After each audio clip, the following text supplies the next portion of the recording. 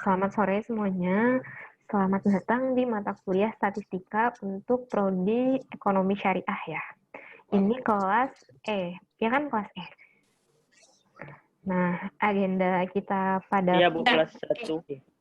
pada pertemuan perdana ini adalah perkenalan sekaligus penjelasan kontrak kuliah dan juga pengantar tentang statistika.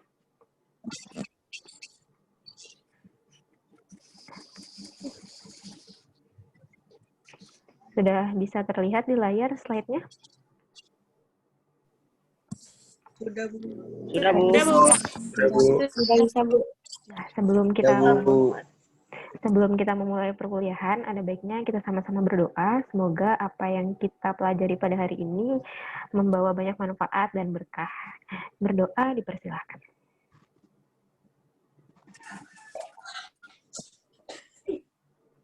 Doa selesai. Ya, langsung saja ya. Perkenalkan, nama saya Anna Mudia Yolanda. Saya mendapat amanah untuk mengajarkan kuliah statistika di prodi ekonomi syariah untuk kelas A, D, E, dan kelas F. Jadi untuk kuliah statistika itu ada beberapa orang dosennya, jadi ada tim dosennya, dan saya yang mendapatkan untuk kelas yang E. Sedikit perkenalan singkat, saya menyelesaikan kuliah S1 di jurusan Statistika Universitas Islam Indonesia Yogyakarta di tahun 2012 sampai 2016.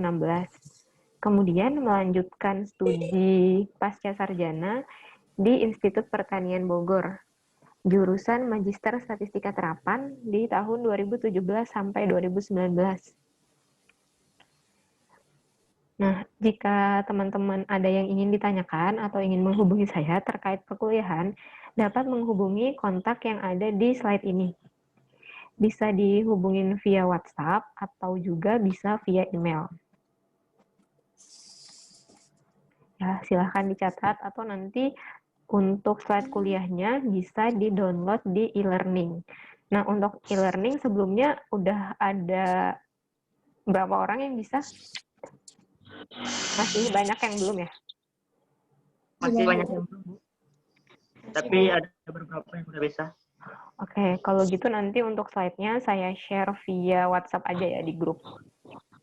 Karena beberapa masih kesulitan untuk mengakses. Untuk sesi perkenalan, ada yang ingin ditanyakan dulu?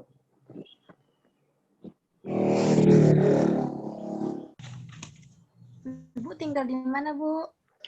Oh ya, kalau sekarang saya posisinya lagi di luar Jambi. Kebetulan ini lagi di daerah Indragiri Hilir Riau. Jadi sedang tinggal sama orang tua, masih di luar Jambi. Karena kan perkuliahannya kita juga masih online ya, dan memang menurut aturan dari pemerintah untuk perkuliahan di beberapa zona itu masih belum diizinkan untuk tatap muka. Jadi mungkin sampai akhir semester nanti kita masih bertemunya via online.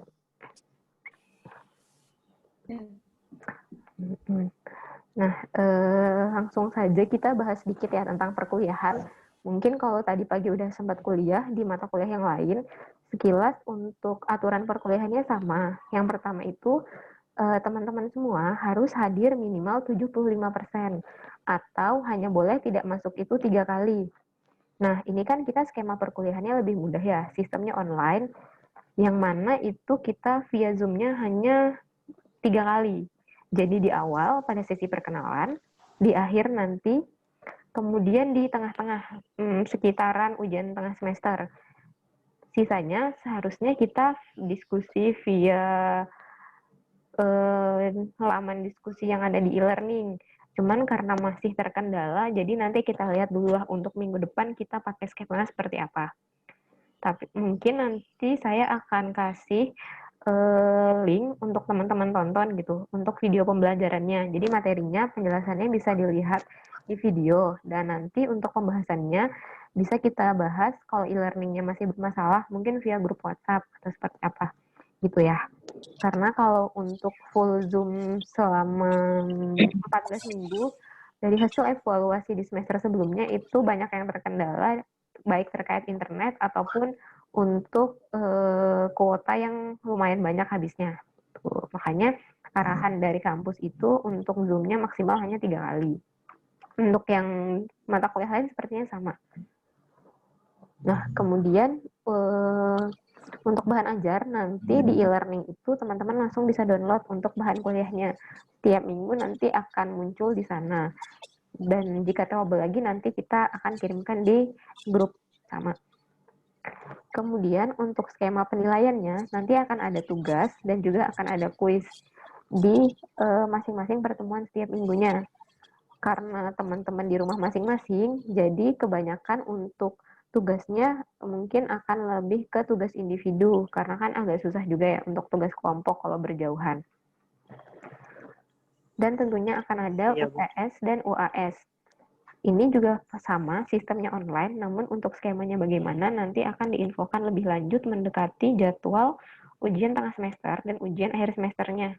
Apakah misalnya dikasih tugas, lalu menyelenggarakannya dikasih waktu atau bagaimana, nanti ini juga akan kita bicarakan dengan tim dosen yang lainnya. Adapun untuk bobot penilaiannya, di sini untuk tugas dan partisipasi, itu bobot penilaiannya 40%. UTS itu 30% dan UAS itu 30%. Jadi di sini untuk bobot tugasnya lumayan besar ya. Nah, di sini silahkan dimanfaatkan momennya.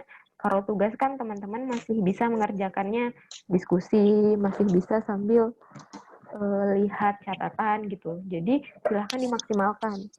Jadi ketika nanti nilai UTS atau UAS-nya itu kurang maksimal, nah nilai tugas dan partisipasi ini bisa membantu agar nilai akhirnya itu tetap bagus. Di sini bisa dilihat untuk nilai A itu di akhir semester nanti, untuk mendapatkan nilai A, nilai akhirnya itu harus minimal 80. Tuh.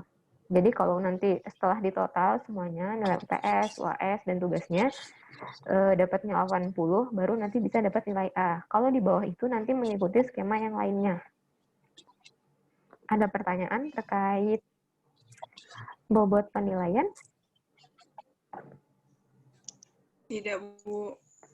Oke, kita lanjut ya.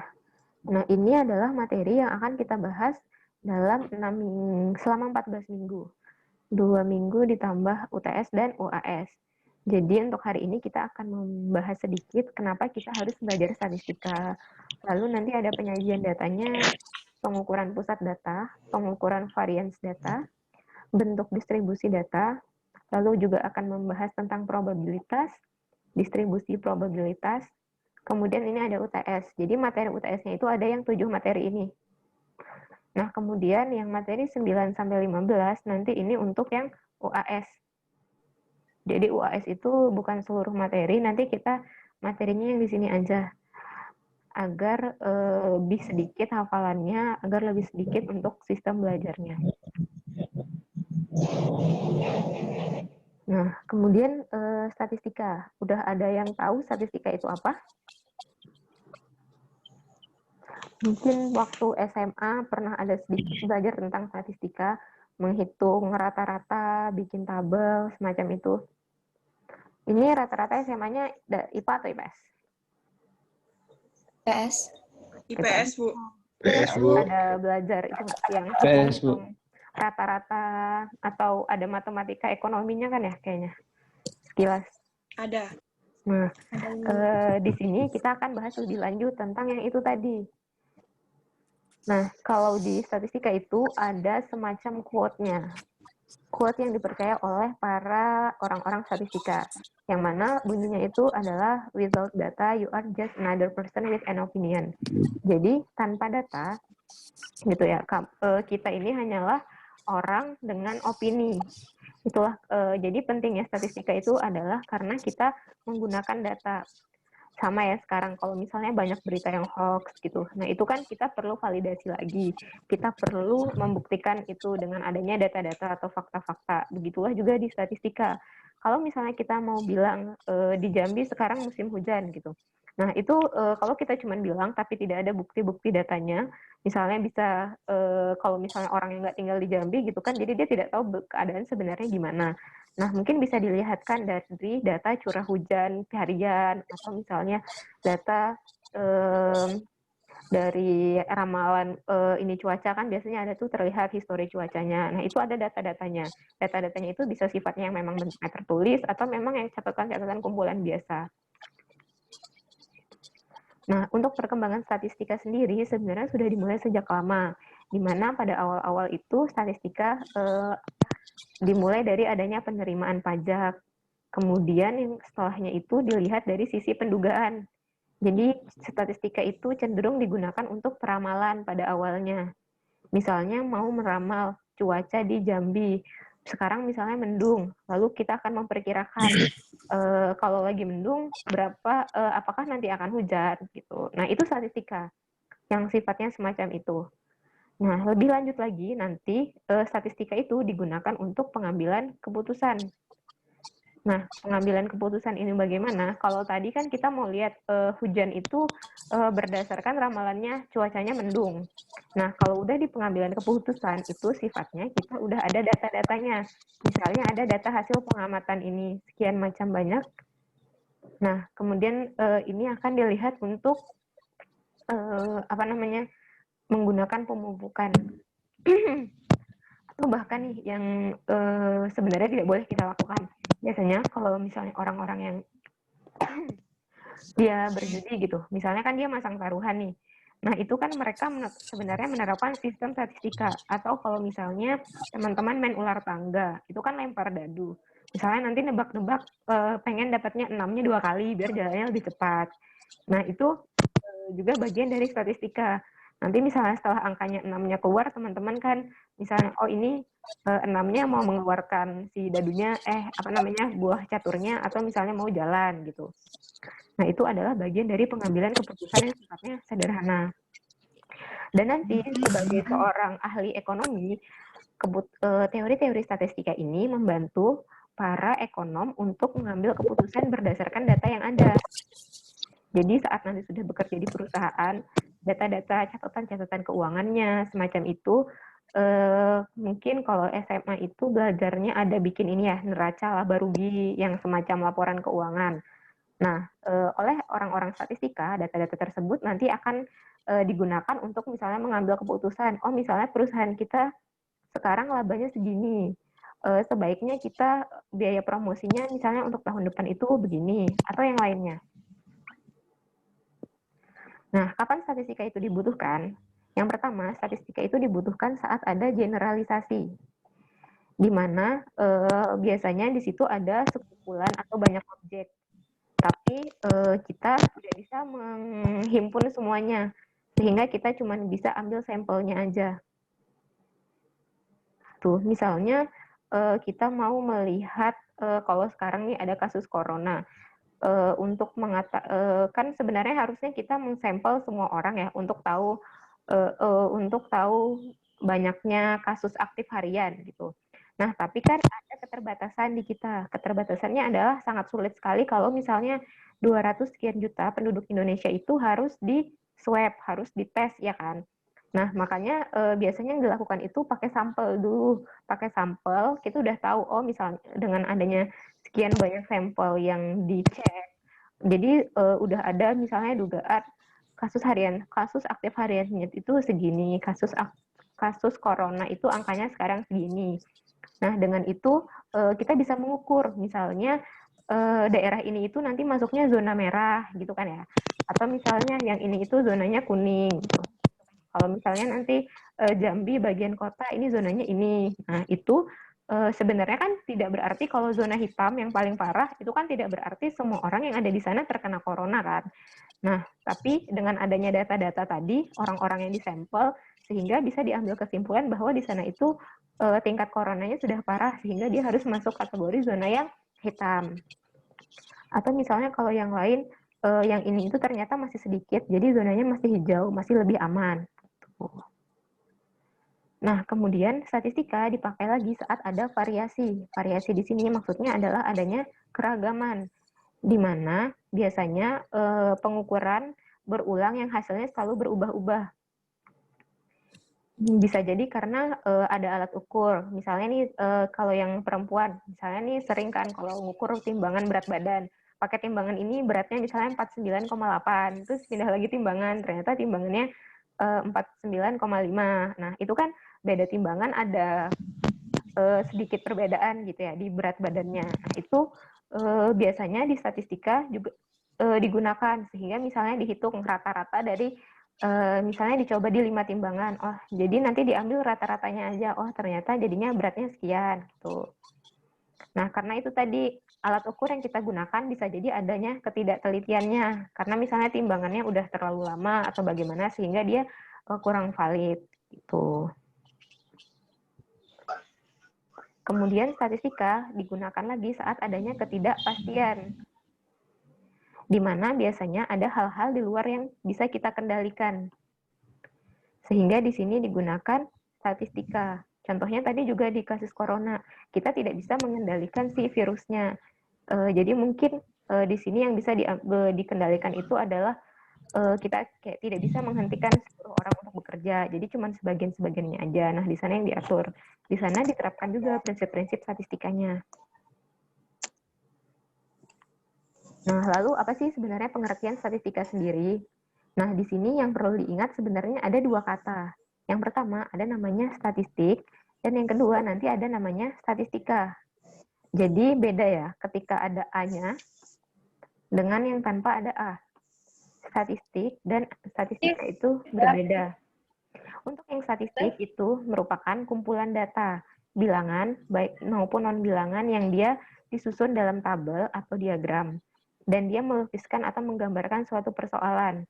Sedangkan kalau statistika itu adalah pengetahuan yang berhubungan dengan cara-cara mengumpulkan datanya.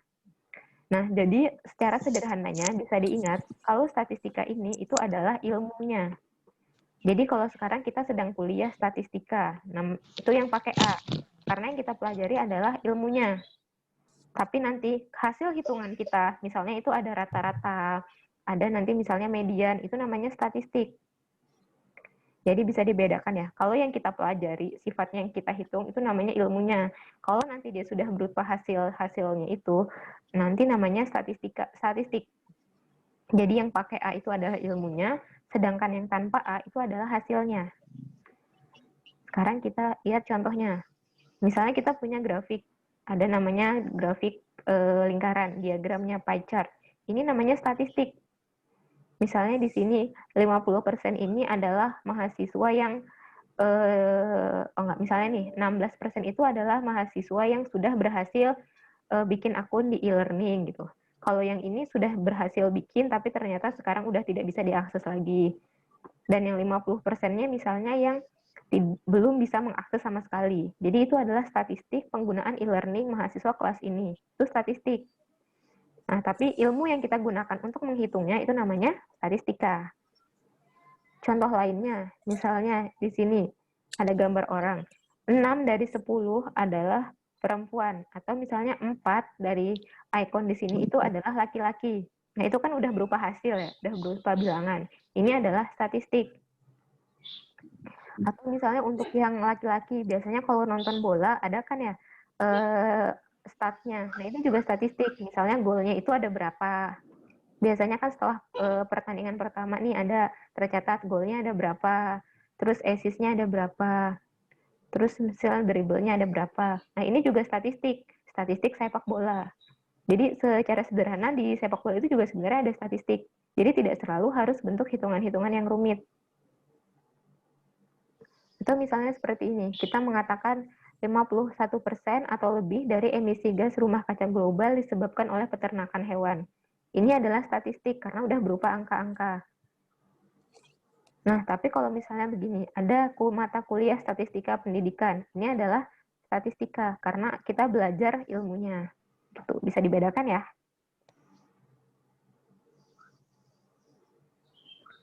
Bisa, Bu. Nah, ini adalah statistika.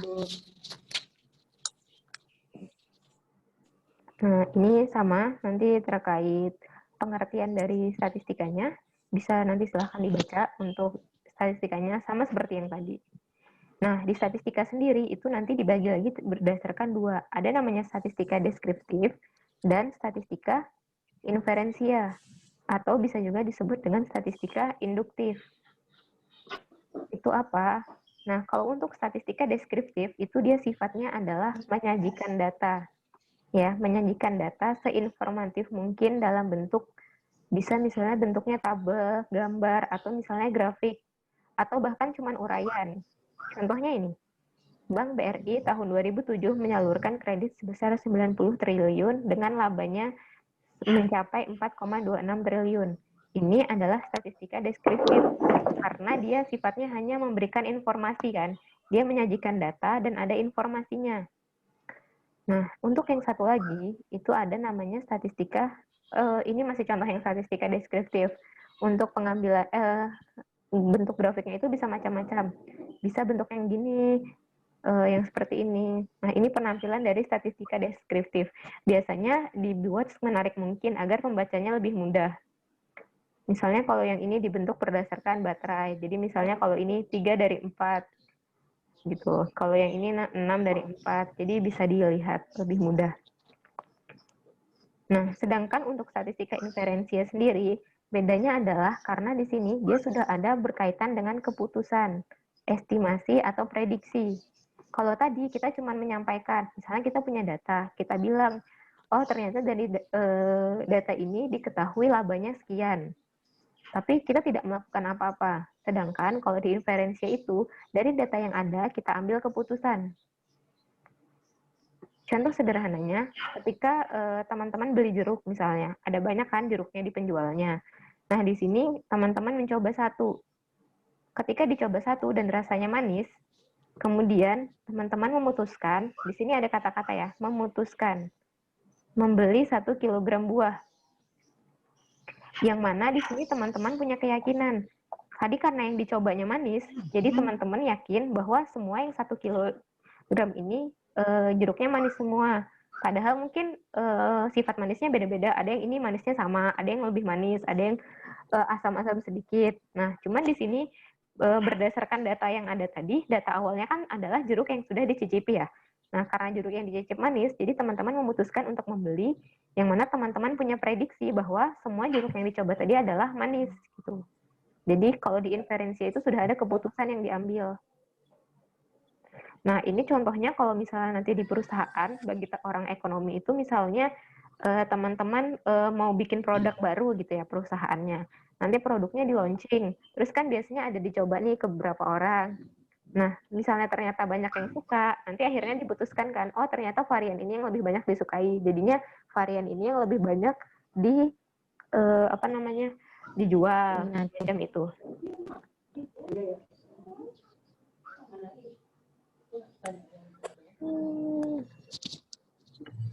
Nah, untuk lebih gampangnya lagi, untuk statistika deskriptif dan inferensia, nanti bisa dilihat di sini perbedaan materinya.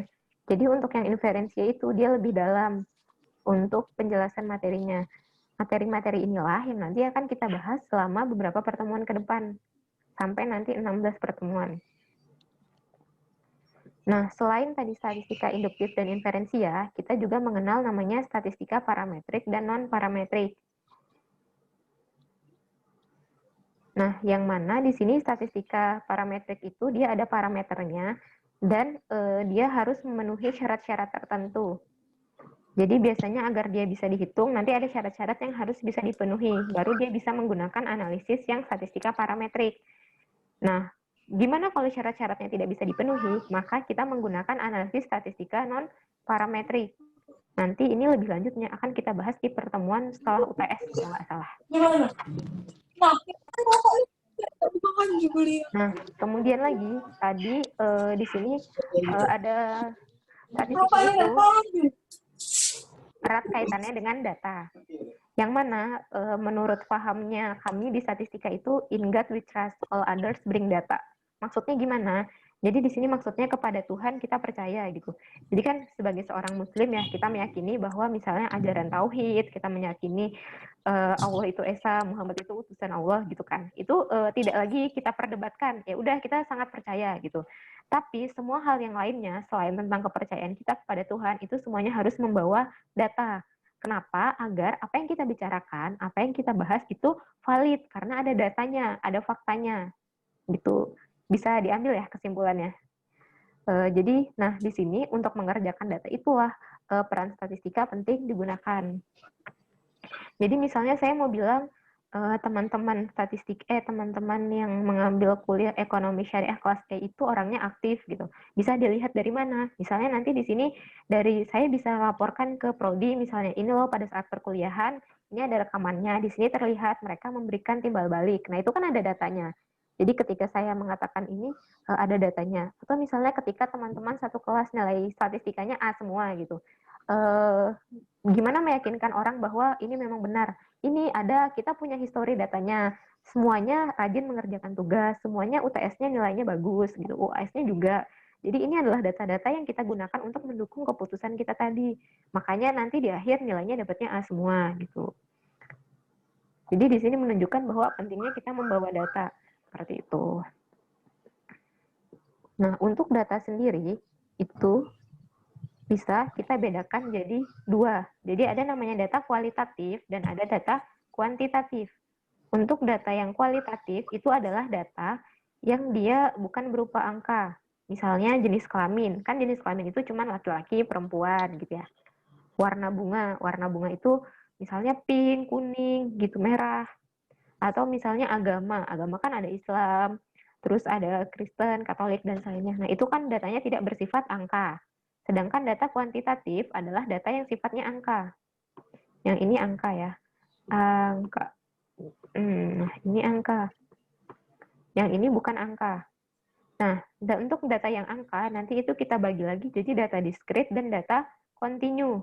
Data discrete itu adalah data yang satuannya selalu bulat atau bilangan asli. Sedangkan kalau continue itu datanya bisa berupa pecahan atau boleh ada komanya. Contohnya gimana? Kalau data discrete, misalnya jumlah kloroplas, jumlah sel, atau misalnya jumlah mahasiswa di kelas lah. Nah, jumlah mahasiswa di kelas ini ada berapa? 33 orang ya? Iya, Nah, Bu. angkanya itu pasti akan bulat kan? Karena tidak akan mungkin jumlah siswa di kelas itu misalnya 33,5. Nah, itu makanya dia masuk datanya discrete. Jadi kalau data discrete itu dia tidak akan mungkin berkoma. Karena kan kalau manusia namanya orang nggak mungkin kan ada setengahnya. Pasti jumlahnya bulat angkanya. Sama misalnya jumlah trombosit manusia kan pasti angkanya misalnya jumlahnya berapa. Atau misalnya teman-teman beli telur, kan beli telur pasti bentuknya utuh ya. Kan kita nggak mungkin beli telurnya 2,5 butir gitu. Nah, beda lagi kalau misalnya kalau data kontinu itu dia bisa pecahan atau bisa desimal. Contohnya berat badan. Berat badan kan kita bisa hitung sampai koma-komanya. Kalau misalnya yang lagi diet tuh kan dilihat tuh pergerakan turun 0,1 ons gitu. Itu kan sangat dilihat tuh ada artinya. Jadi misalnya, oh ternyata hari ini saya turun 0,2 ons, kemarin 50, sekarang 48,2 gitu. Nah itu kan mungkin ada komanya ya untuk berat. Atau misalnya jarak. Jarak dari kampus UIN Sultan Taha ke rumah saya misalnya adalah 7,5 km. Nah itu kan bisa jadi ada komanya. Tidak harus selalu bulat, dia bisa ada komanya. Atau misalnya luas tanah. Ini bapak saya habis beli tanah luasnya 3,5 hektar gitu. Atau 4,2 hektar. Nah, ini datanya ada komanya. Jadi dibedakan aja. Kalau yang bisa dia adalah data continue. Sedangkan kalau yang tidak ada komanya, tuh. Kalau nanti ada yang mau ditanyakan atau didiskusikan, boleh langsung aja ya. Nah, ini masih sama. Tadi lebih penjelasan lebih Ya, lanjut tentang kualitatif dan kuantitatifnya. Nanti bisa dibaca. Kemudian kita lanjut ke tingkat pengukuran data.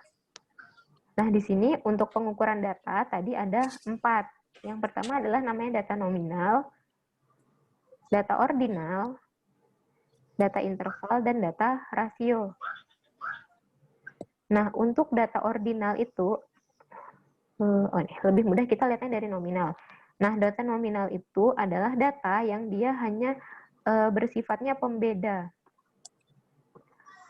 Ini saya gini aja. Sifatnya itu pembeda atau hanya sifatnya nama. Di sini ya, pembeda. Nah, maksudnya itu gimana? Jadi dia itu bukan berupa angka, dan dia sifatnya hanya membedakan.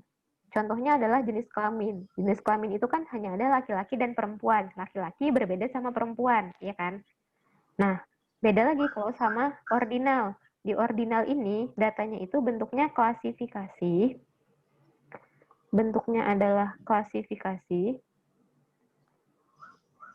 Kemudian di sini kategorinya itu berbeda, tapi dia bisa di ranking. Kalau yang tadi, laki-laki dan perempuan, kita tidak bisa kan mengatakan laki-laki itu lebih tinggi daripada perempuan, gitu. Atau laki-laki itu lebih hebat daripada perempuan. Itu nggak bisa dikatakan begitu. Makanya untuk data nominal itu sifatnya hanya sebagai pembeda. Sedangkan untuk data ordinal, dia itu membedakan juga, tapi ada tingkatannya.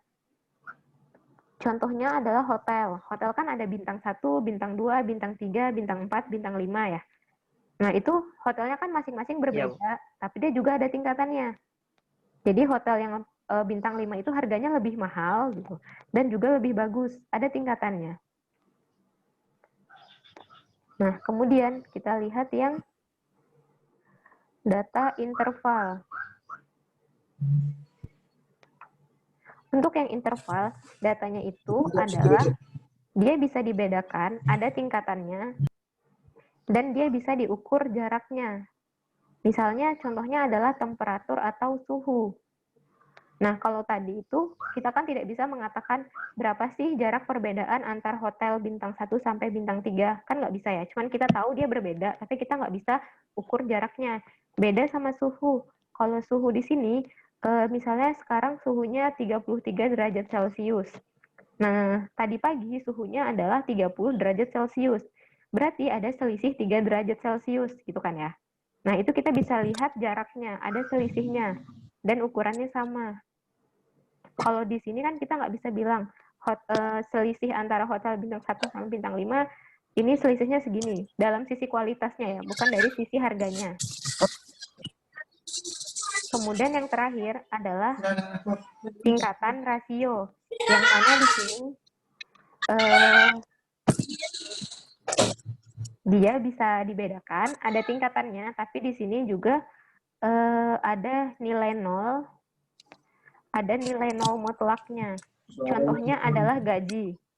Nah, jadi gaji di sini ketika misalnya hari ini, atau kita contohnya adalah uang saku. Misalnya harusnya waktu SMA ketika tiap hari sekolah gitu, teman-teman dapat uang saku dari orang tuanya. Misalnya uang sakunya berapa ya kalau sekarang anak SMA? Ya anggaplah 50.000 gitu. Nah, oke. Ya, anggaplah misalnya paling mahal nih 50.000.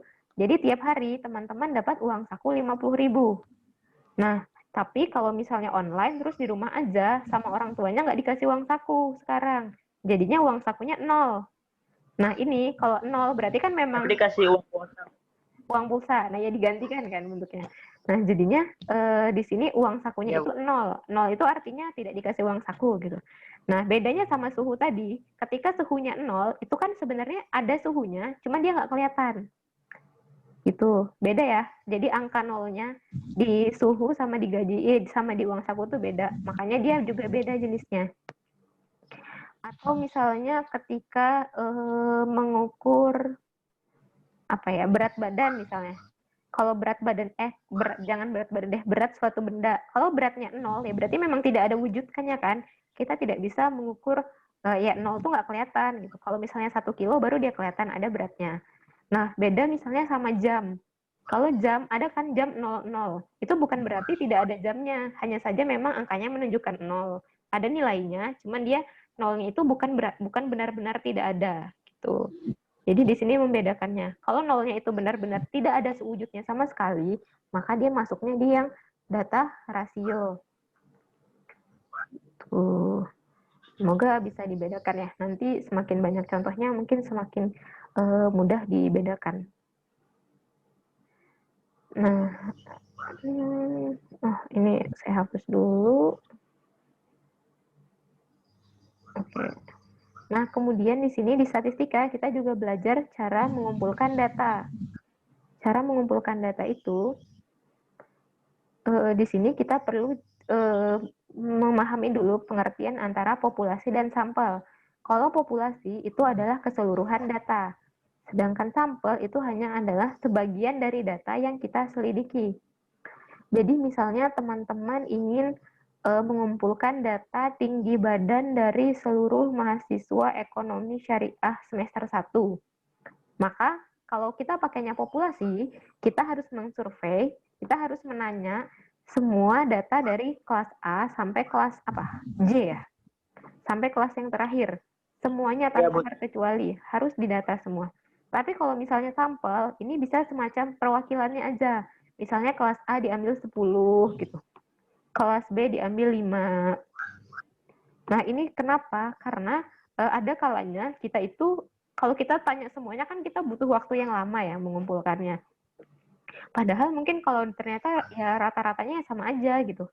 Nah, di sini itu kita pakai sampel. Jadi sebagian-sebagiannya aja yang kita ambil. Karena kita perkirakan dengan mengambil sebagian data ini, kita juga bisa mengambil data yang nilainya bisa mendekati si populasinya.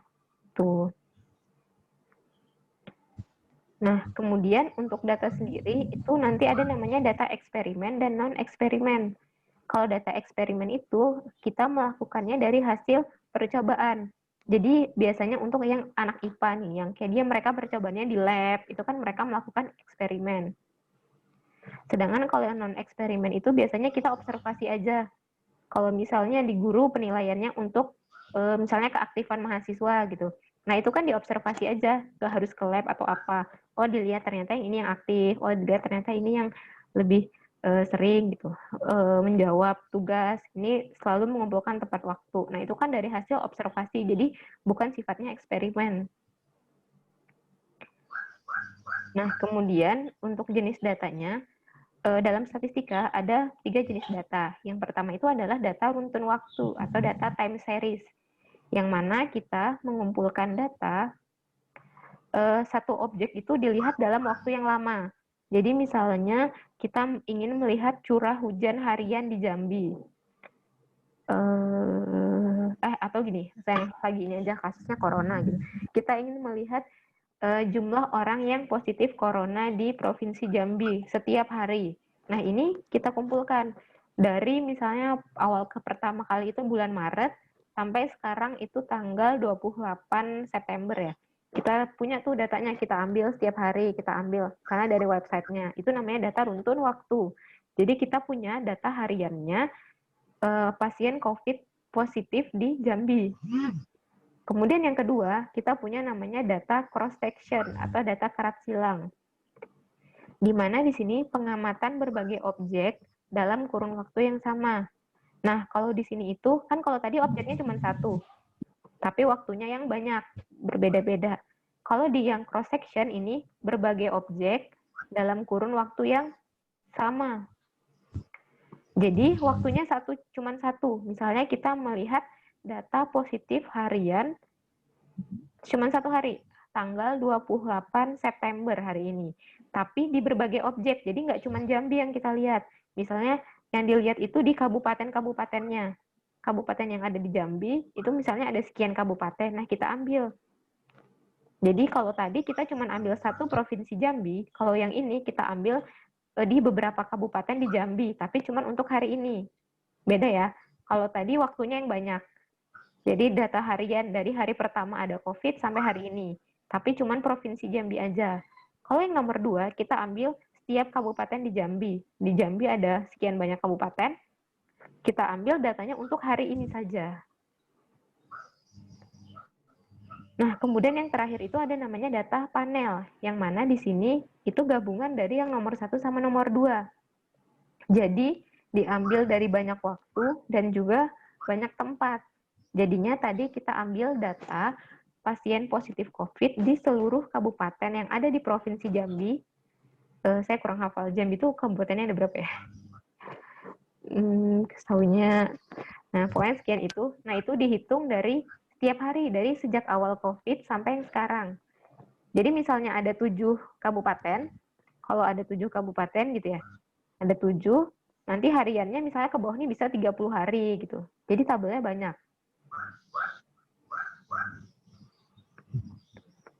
Nah, untuk data sendiri biasanya itu bisa dikumpulkan. Yang pertama itu ada namanya data primer. Jadi teman-teman yang langsung ngambil ini kalau data COVID itu dapatnya yang ngambil langsung itu adalah misalnya yang melakukan swab-nya. Jadi dari pihak lab-nya. Sedangkan kalau kita sebagai pengguna kan kita udah ngambil nih dari website yang udah tercatat. Itu namanya nanti kita data sekunder karena kita memakai yang udah hasil publikasi. Jadi teman-teman cuma punya data positifnya, tapi kan bukan teman-teman yang menghitung, oh dia dicek nih swab positif nambah 1 gitu. Nah, jadi ketika data positif COVID itu dilakukan oleh pengecekan di labnya, oleh misalnya dokternya yang nyatat, misalnya dokternya ngecek di labnya ada yang positif 1 ditambah. Nah, itu mereka langsung dicatat, itu namanya data primer. Tapi kalau kita cuma dapat hasil mentahan, misalnya dari website atau dari sosial medianya, kita kan langsung tinggal make, bukan kita yang ngecek-ngecek swab-nya. Itu berarti kita sebagai pengguna data sekunder yang di bawah. Gitu. Atau misalnya tadi data ketua nomor handphone Kosma gitu kan. Ini ada banyak Kosma. Yang melakukan pengisian data itu adalah kemarin laporannya ke siapa? Misalnya ke bagian admin prodi gitu ya. Nah, terus admin prodi yang mengumpulkan. Jadi untuk di sini yang teman-teman mengumpulkan ke admin prodi itu namanya data primer karena mereka dapat langsung dari si Kosmanya. Sedangkan kalau saya dapat datanya dari admin prodi. Jadi udah jadi. Berarti kan saya itu udah memakai namanya data sekunder. Gitu. Jadi perbedaannya adalah di sana. Nah, untuk pengantar hari ini materinya itu saja sepertinya. Bentar. Nah, tadi kenapa kita perlu sampel? Karena ada kalanya populasinya itu sulit diketahui. Misalnya teman-teman melakukan penelitian apa ya yang susah? Oh, ini deh. Pengguna narkoba di kalangan mahasiswa. Kan kita sulit ya tahu ada berapa sebenarnya penggunanya gitu kan. Jadi mungkin makanya hanya diambil sampelnya aja. Jadinya mungkin hanya sebagian. Oh, misalnya di sini biasanya dicurigai ada transaksi, jadi cuma ambil sebagian di situ. Atau misalnya ada kalanya untuk mengambil populasi itu butuh waktu lama dan sangat mahal. Contohnya kalau tahu kan sekarang kita lagi sensus penduduk ya. Sensus penduduk itu hanya dilakukan 10 tahun sekali. Karena itu tadi, untuk mendata penduduk Indonesia itu kan dari Sabang sampai Merauke, ada sekian banyak provinsi, 34, itu butuh waktu yang lama dan butuh biaya yang mahal. Makanya sensus itu hanya dilakukan 10 tahun sekali, dan sisanya itu sebenarnya penduduk itu tetap dihitung, cuman hanya diambil sampel-sampelnya aja. Lalu diperkirakan, oh penduduk yang tahun ini jumlahnya sekian. Gitu. Ya, materinya untuk hari ini itu cuma sekian, karena sifatnya ada yang pengantar. Kalau apakah ada yang ingin didiskusikan? Ini saya baru sempat cek di grup chatnya, sambil saya jawabin ya.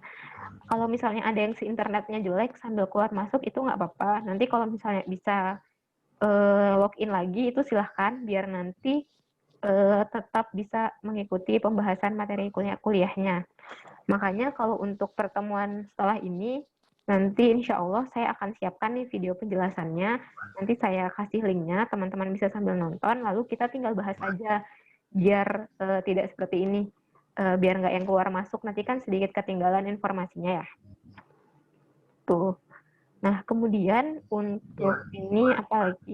Rumah saya mendung, tapi mendung belum tentu hujan. Dekat belum tentu jadian. Oke, itu juga bisa dihitung pakai statistika. Jadi, tadi kan namanya kita belajar statistika, ya itu hanya memprediksi. Prediksinya itu bisa jadi benar, tapi bisa juga salah.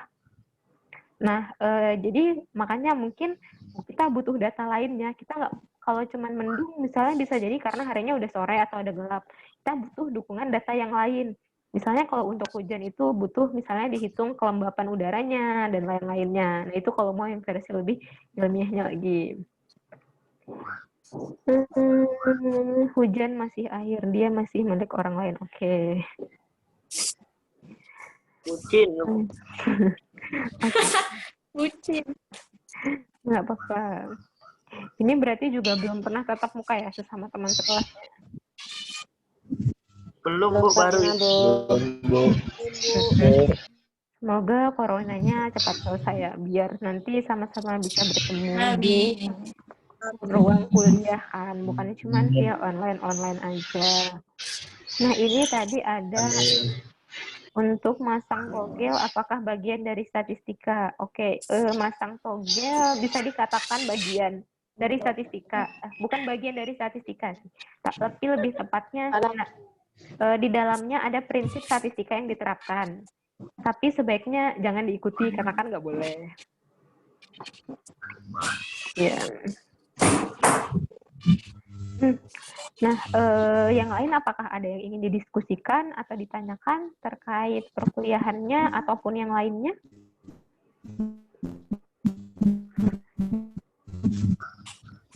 Nanti untuk yang keluar masuk, nah, link Zoom-nya ini nanti, ini kan saya rekam. Hujan, Bu. Hujan, ya. Nanti, ada intermezzo suara-suaranya ya, nggak apa-apa. Nah, nanti rekamannya saya upload di YouTube aja kayaknya. Nanti linknya saya kasih biar yang keluar-keluar bisa sambil dilihat lagi lah materinya. Udah, kalau tidak ada yang mau ditanyakan lagi yang lain terkait perkuliahannya, atau kalau yang belum bisa akses e-learning gimana absennya? Oke, nah nanti setelah ini saya akan kasih ini aja ya, saya akan kasih satu link form, nanti teman-teman bisa isi linknya, dan sekaligus nanti jadi bukti untuk absennya. Jadi nanti kita backup aja, kita bikin yang kedua. Jadi saya kasih link, biar nanti kalau ditanya untuk perkuliahannya udah ada. Yang keluar masuk tadi juga nggak apa-apa, silahkan absen aja, karena kan memang sulit ya kita posisinya kayak gini, apalagi mungkin kondisi hujan dan internet yang tidak stabil, nanti silahkan diisi aja untuk absensinya. Kalau di saya sebenarnya untuk absen itu fleksibel, kalaupun misalnya telat untuk isi absennya silahkan diisi. Yang penting adalah, jadi misalnya nggak hadir pun kuliah, teman-teman mau isi absen di saya itu sebenarnya nggak apa-apa. Karena kan absen itu urusannya adalah nanti hubungannya teman-teman mahasiswa dengan pihak akademik, karena mereka yang akan mengecek terkait, oh ternyata ini absennya udah kebanyakan, nggak boleh ikut UAS gitu. Yang penting kalau di saya adalah pada saat mengerjakan ujian gitu ya, atau misalnya tugas yang misalnya memang tugas individu itu kerjakanlah sendiri. Kalaupun mau berdiskusi dengan temannya silahkan, tapi jangan langsung dicontek temannya, agar teman-teman juga jangan langsung disalin gitu tugas temannya, tapi silahkan coba sambil dipahami, sambil dibaca, biar teman-teman juga paham, sehingga misalnya pada saat UTS nanti jadi lebih mudah mengerjakannya. Itu aja sih di saya, karena untuk absen ya silahkan, kalau misalnya telat mau diisi nggak apa-apa, yang penting lebih ke dari sisi nanti kalau teman-teman misalnya tidak bisa silahkan bertanya, boleh tugasnya diskusi, tapi jangan langsung nyalin semuanya. Ada lagi yang ingin ditanyakan? Kalau misalnya susah suara, boleh silahkan tulis aja di kolom chat, juga nggak apa-apa. Bu, Ya, silahkan. mau tanya tentang UTS. OTS, ya. Ya, gimana UTS-nya? Ya, pada pertemuan keberapa atau berapa kali seminggu? Kalau untuk UTS itu di pertemuan ke-8, insya Allah di pertemuan ke-8, dan UAS-nya itu di pertemuan ke-9. Nanti pasti diinfokan lebih detailnya terkait sistemnya itu seperti apa untuk UTS-nya ya. Kalau untuk tugas, yang jelas sih biasanya setiap minggu kita akan banyak latihan-latihan soal, karena kan kuliahnya ekonomi, terus ditambah statistika, nanti banyak hitung-hitungannya ya. Nah, mungkin bentuknya tidak akan selalu tugas yang dibawa pulang. Nanti bisa dilihat dari kalau kita diskusi, misalnya tanya jawab, biasa untuk penilaiannya, gitu aja. Kuisnya juga tidak akan setiap minggu, paling cuman beberapa kali aja. Yang penting nanti kalau misalnya kita lagi bahas-bahas soal, nanti silahkan saling memberikan pendapat, atau misalnya hasil hitungan saya ternyata kayak gini. Jadi itu juga nggak apa-apa. Karena memang di sistem perkuliahan yang daring ini ada banyak keterbatasan juga di kita, sehingga kita coba buat skemanya yang sama-sama memudahkan gitu, baik memudahkan saya juga nanti di penilaiannya dan juga memudahkan di teman-teman semua.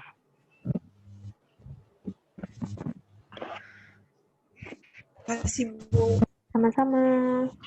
Ada lagi untuk pertanyaannya?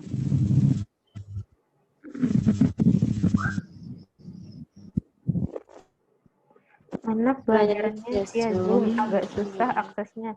Iya, untuk via Zoom sebenarnya memang lebih mudah karena kita berinteraksi langsung ya. Cuman beberapa orang di beberapa daerah mungkin ada yang kondisi internetnya kurang stabil, sehingga itu tadi ada yang keluar masuk. Ini tadi juga saya sambil jelaskan sambil menerima lagi yang masuk gitu.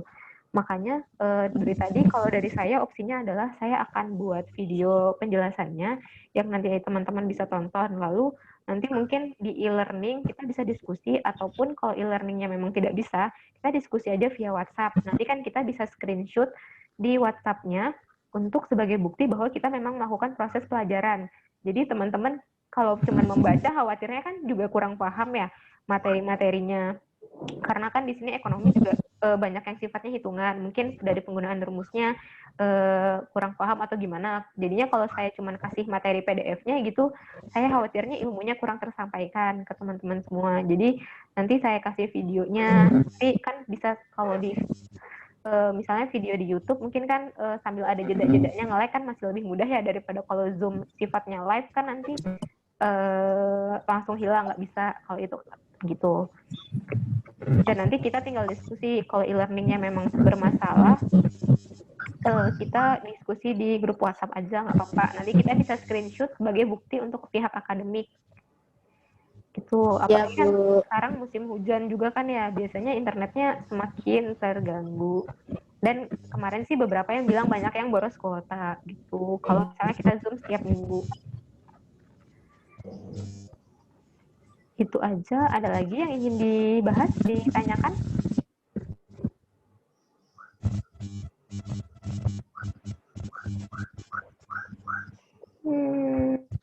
Kalau misalnya memang tidak ada, nanti pertemuan hari ini mungkin bisa kita cukupkan sampai di sini dulu. Nanti di grupnya saya share ya untuk link absennya sebagai backup-annya. Dan juga nanti ada ada salah satu teman-teman nanti di situ di link absennya saya akan selipkan satu buah soal yang teman-teman bisa jawab nanti sebagai nilai partisipasi keaktifannya di sini. Jawabannya itu nanti sebenarnya ada di materi yang tadi sudah sedikit dibahas, cuman nanti silahkan dijawab dengan bahasa sendiri aja. Jawabannya nggak perlu panjang-panjang, paling misalnya cuma satu paragraf gitu. Sebagai ini aja bukti bahwa memang kita sudah melakukan proses dan biar saya tahu feedbacknya ternyata begini. Seperti itu aja ya.